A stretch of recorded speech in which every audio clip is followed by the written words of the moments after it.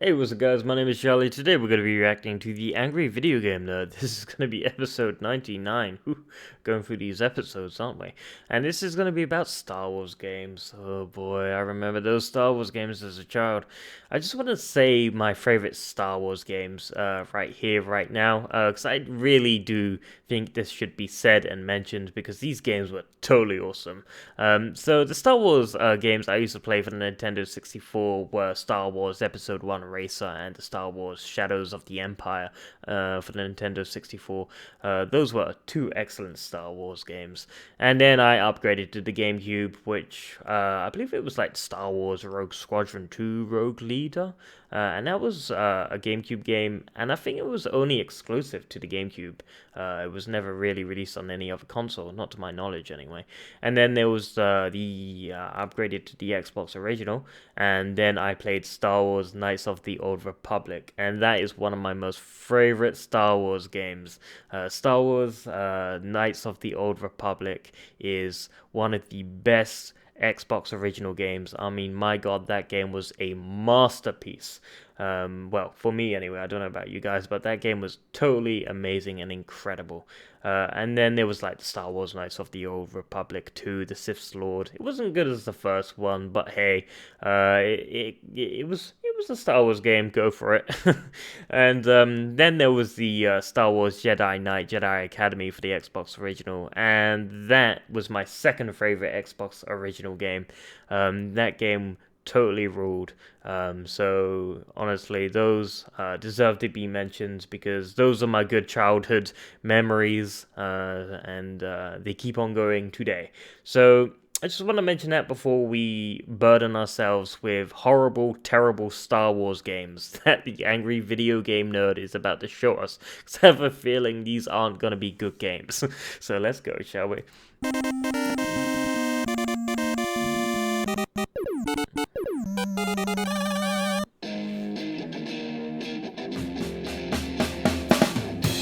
He's gonna take you back to the past to play the shitty games that suck ass. He'd rather have a buffalo take a diarrhea dump in his ear. He'd rather eat the rotten asshole of a roadkill skunk and down it with beer. He's the angriest gamer you've ever heard. He's the angry Nintendo nerd. He's the angry Atari Sega nerd. He's the angry video game nerd.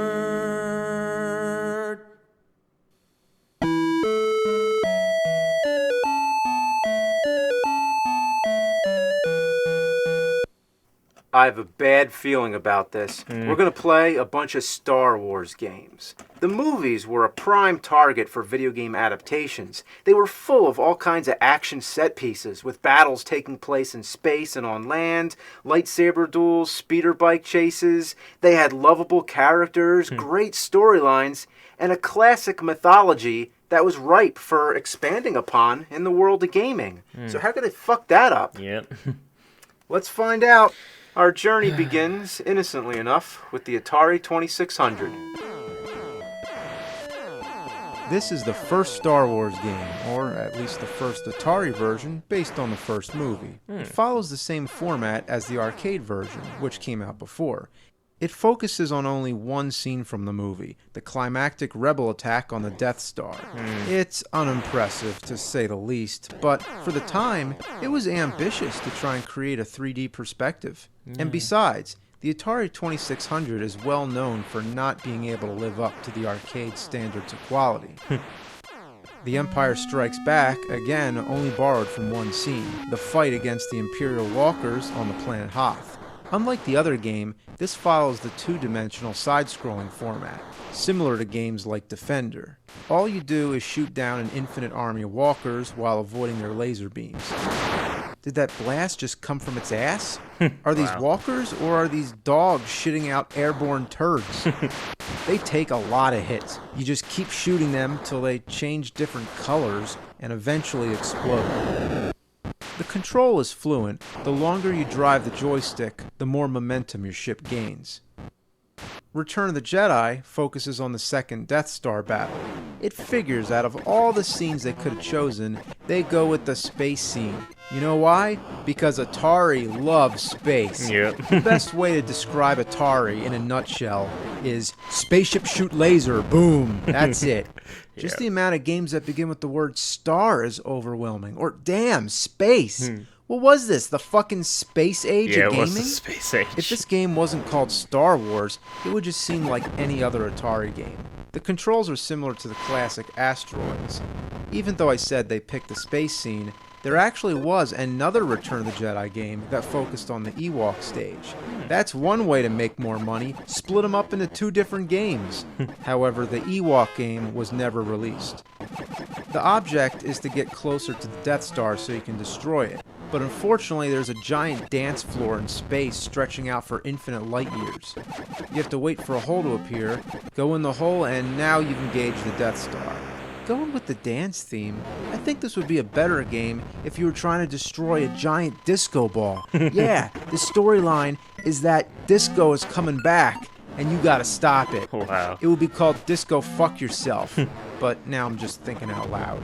So you keep shooting away at the Death Star, blasting away all the pieces, hoping that you can make all the pieces go away before all your brain cells do the same. Once you have a clear shot for the center, it's time to go boom. It's gonna go boom. This is Atari, I know it. It's gonna go boom. Boom!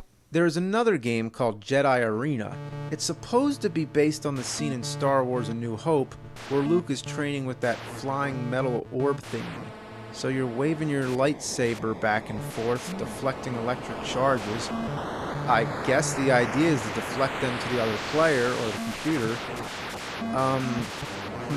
The best way I can describe this, it feels sort of like playing pinball when the ball is stuck somewhere and you just keep jamming the flippers back and forth in vain. Yep. There you have the Atari Star Wars games. Wow. Not so good, but it's Atari, so it's excusable. Yeah. But now we're moving on to the Famicom. This game was only released in Japan. Wow. It never came out on the NES. You know that could mean one of 2 things. Yep. Either it was the only good one, Yep. or the worst of all. Let's see. The cutscenes are promising enough, until you get to the gameplay.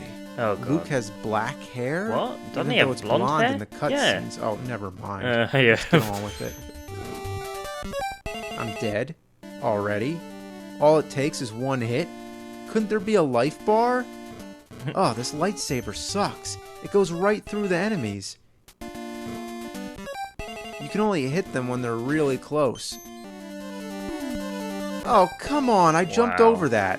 You're telling me if I'm anywhere near a projectile, I get hit, but when I'm trying to hit an enemy, I have to be precise.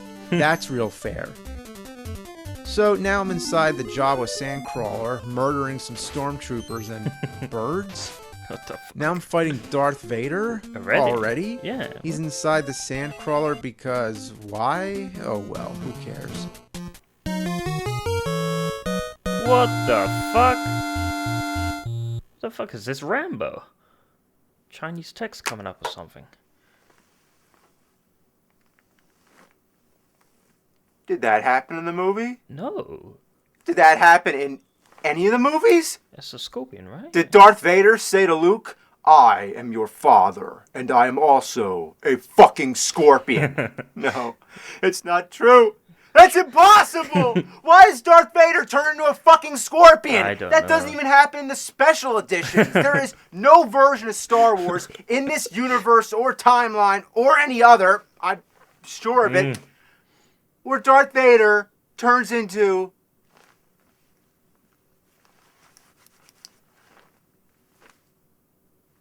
a fucking scorpion. Yeah, what the fuck? I need a beer. Hey, where's my beer droid? Hey! Come on, bring me a beer. Yeah, that's my beer droid. Hey. Alright. Okay. Yeah. Alright, come on.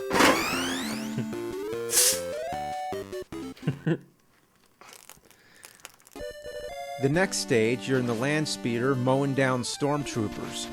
Well, this is easy. The stormtroopers can't even harm you with their laser blasts. If you hit a wall, you lose the land speeder. But other than that, you're invincible. Okay, so I guess he's going into the Mos Eisley bar. That's the famous scene in the movie where Luke meets Han Solo. But one thing I didn't know was that they allow land speeders in the bar. What, does Luke just crash his way in? Wow.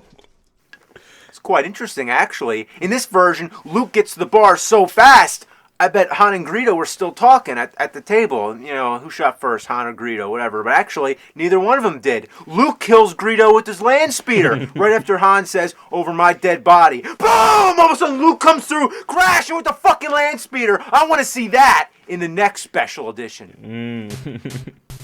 Awesome. Now we're already flying away in the Millennium Falcon? Wow. You don't even get to see the inside of the bar.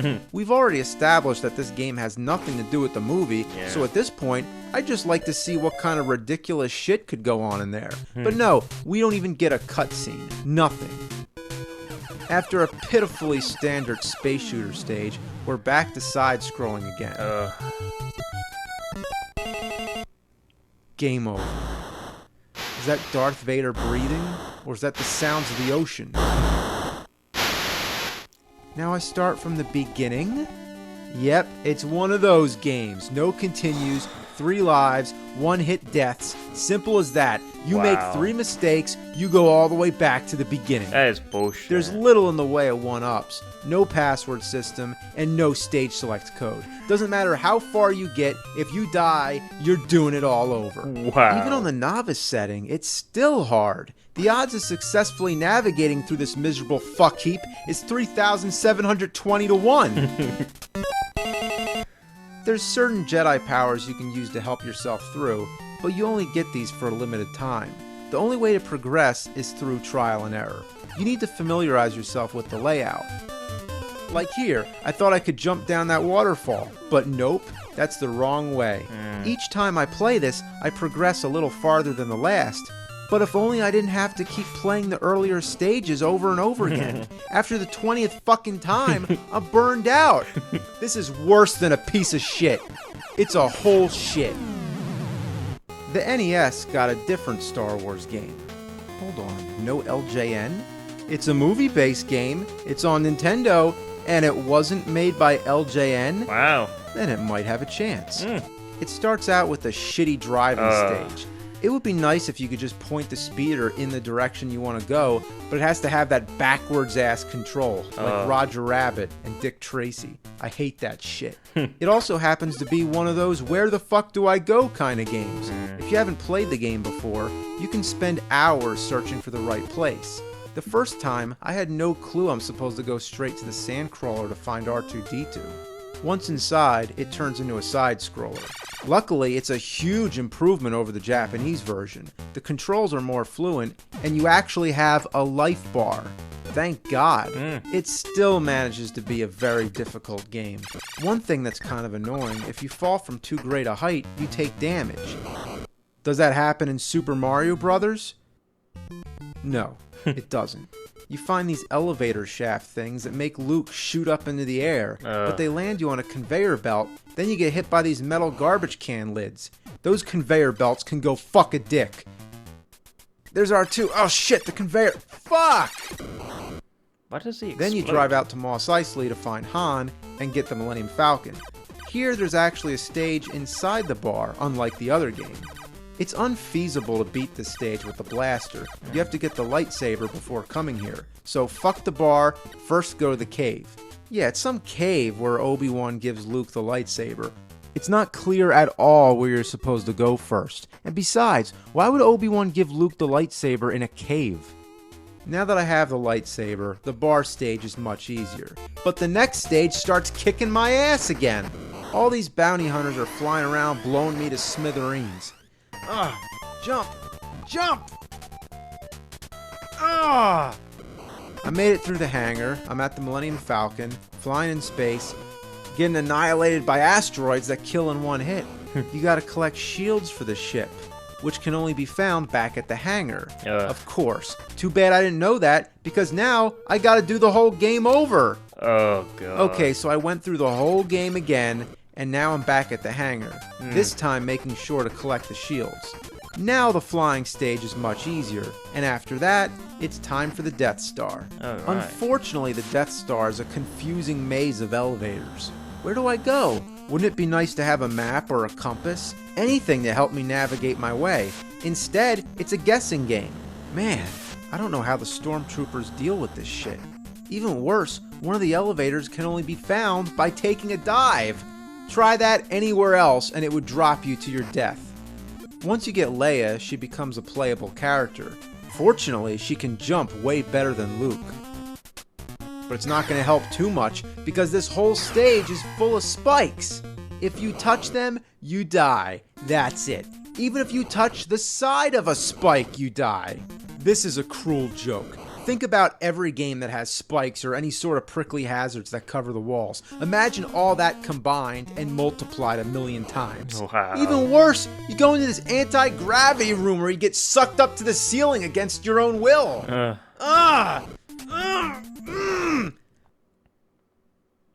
Man, the only way to beat an outrageously difficult game like this is to cheat. Like I hear a lot of people use emulators with save states.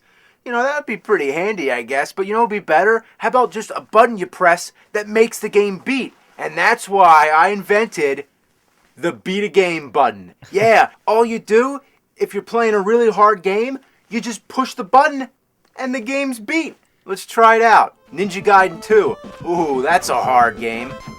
Oh, man. Oh, shit. I'm getting my ass kicked.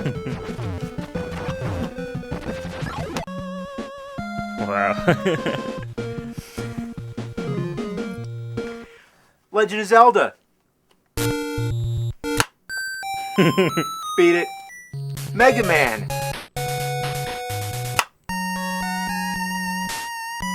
Beat it. You never thought you'd beat a hard game like that, not without the Beat a Game button. Alright, all you games, consider your ass beat.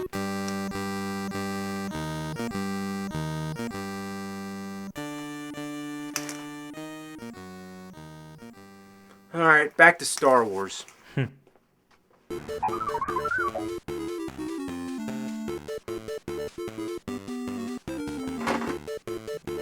Rusty hunk of junk.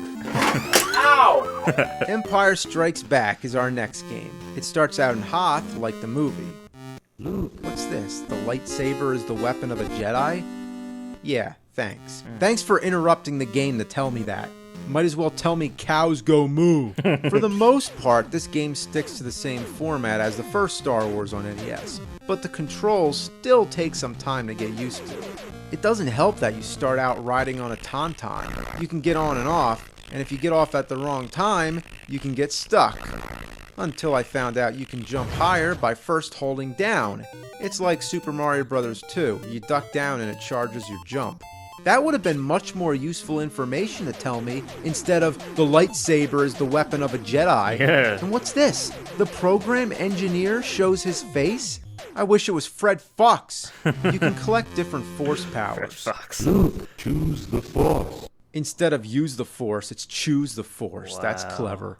Though I gotta give him credit for the digitized speech. Sounds better than Ghostbusters. Even Darth Vader's breathing sounds accurate. For some reason, the Tauntaun eats this nasty fungus on the ground. Yeah, yummy. Eat that shit. Whatever it is. The part where I get really fucked is when I'm trying to jump on these glaciers, and these droids keep shooting from all over the place. Aiming the blaster is not as self-explanatory as it looks. You think you just point with the D-pad, but no, it just shoots wherever the fuck it wants. Now I'm fighting the Wampa. It takes like 9 million hits to kill. And look how easy this is. I could just stand here and he'll never get me.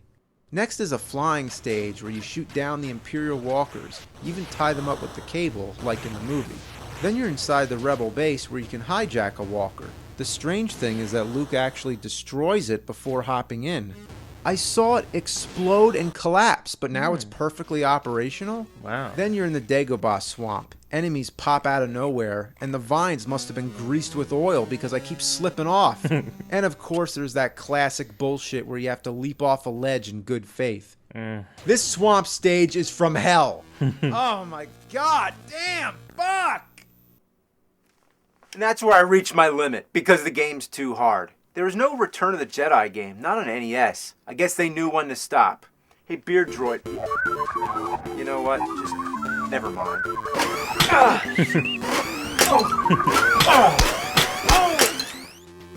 To be fair, the NES games aren't that bad. They have decent graphics, music, and are somewhat faithful to the movies. Yeah. If it hadn't been for insane difficulty, I wouldn't shake two shits at it.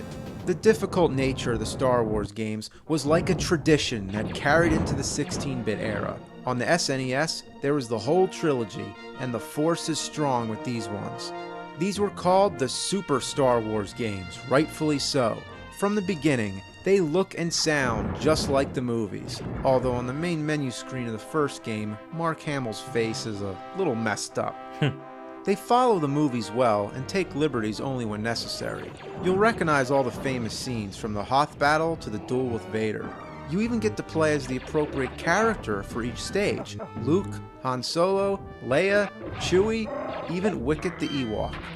There's a nice variety of side-scrolling stages, 3D flying stages, 2D flying stages, and POV flying stages. The voices are great too. Here or not, there is no try. The bosses are huge and always keep you wondering what's going to happen next. It also has one of the most awesome attacks in any side-scroller. You can perform a double jump and spin the lightsaber around. Wow. I find myself using this move all the time. Interesting to note that in the newer Star Wars movies, you see the Jedi doing this kind of thing more often. Sometimes the action is so intense, it's like blast processing.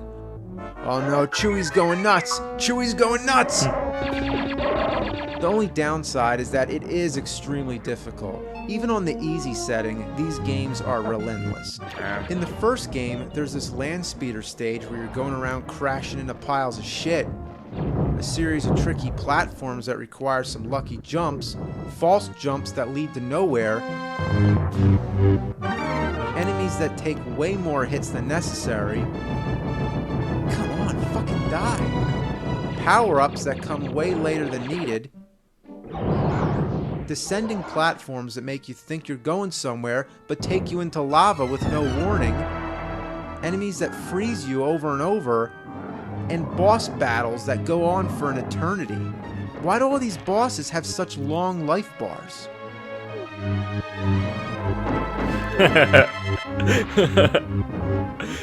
There is a frustration factor, but there's a balance between frustration and fun. These games are mostly fun. They can be annoying, but they're annoying enough that you still want to keep playing. Shadows of the Empire on Nintendo 64 was when Star Wars games started getting really good and showed that there was a bright future for more games in the franchise, I remember and that this. they didn't always have to follow the movies exactly. They could invent their own side stories and expand on the Star Wars universe. This game, for example, takes place between Empire Strikes Back and Return of the Jedi, though it begins with Empire. The battle on Hoth was amazing. For the first time, we really felt like we were playing the movie. We've come a long way since this. Yeah. Things have changed. We have taken a step into a much larger world. Of course, we had to stop somewhere because there's a whole galaxy of Star Wars related games. So this could have gone on and on. There's Star Wars Rebel Assault, Dark Forces, Jedi Academy, Rogue Squadron, Battlefront, Star Wars Chess, Lego Star Wars Puzzle Blaster, Star Wars Pod Racer, Jar Jar Binks Bingo, Death Star Builder 3.0, Chewie Wookie Cookie Cookin', Stormtrooper Tennis, Jabba's Farts Unleashed, that was a good one, Wedge's Wedgie Attack, Fishing for Akbars, Super Sith Shit Toss Tournament Edition, Boba Fett's Name Game, find his name in the fucking movies, Governor Tarkin versus Count Dookie. Wow. Oh my god! Oh my god! What the fucking buffalo just took a fucking shit through my fucking window! Oh my fucking god, there's shit and fucking glass all over the place! Where the fuck did that come from? Oh my god, I gotta clean all this shit up! What the fuck, man? Wow. That was such a great episode. I love that so much. Yeah, some of those games, they didn't look that bad. I mean, they did the best they could. And so, just because they're hard games doesn't mean they're bad games. Yeah, some of those games looked okay, but some of them just looked really terrible, like that Japanese Star Wars game. That was just, I don't know what's up with him turning into a scorpion. That didn't make any sense. Remind me of that Rambo when I think it was like when he turned into a frog or he started shooting Japanese text or something like that. I can't remember if it was Chinese or Japanese text. People, you might remember what I'm talking about, that episode of Rambo. That was just a weird thing. But yeah, that was a good episode. If you like this video, make sure to give a like and comment down below if you want me to react to anything else. And make sure to subscribe to my channel if you enjoy my content. I'll see you guys in the next episode. Peace.